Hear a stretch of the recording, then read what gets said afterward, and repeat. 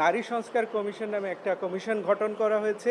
এই নারী কমিশন গঠন করার প্রেক্ষিতে তারা একটা রিপোর্ট জমা দিয়েছেন এবং এই রিপোর্টটি ৩১৮ পেজ বিশিষ্ট।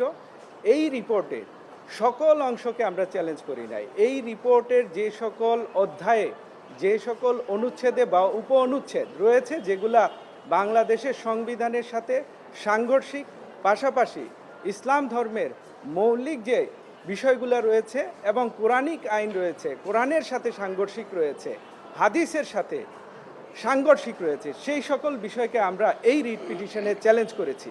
এর মধ্যে একটা ইস্যু হচ্ছে, দেখা গেছে এই সংস্কার কমিশনের রিপোর্টে তৃতীয় অধ্যায়ে একটা বিষয় উত্থাপন করা হয়েছে যেন বহুবিবাহ বন্ধ করা হয়, আইন করে যেন বহুবিবাহ বন্ধ করা হয়। আমরা যদি দেখি ইসলামিক আইনের সাথে এটা কন্ট্রাডিকশন। ইসলামিক আইনের পাশাপাশি যদি আমরা এটা সায়েন্টিফিক্যালি দেখি যে যদি বহু বিবাহ বন্ধ হয়ে যায়, কোনো দেশে রয়েছে যে দেশে মহিলা রয়েছেন ৫৫ ভাগ, পুরুষ রয়েছেন ৪৫ ভাগ, তাহলে বাকি ১০ ভাগ নারী কোথায় যাবেন? এটা সাধারণত নর্মাল সেন্সেই এটা ইমপ্র্যাকটিকেবল, যেটা আমাদের সূরা নিসাতে বর্ণিত রয়েছে সেটার সাথে সেটা পুরোপুরি সাংঘর্ষিক।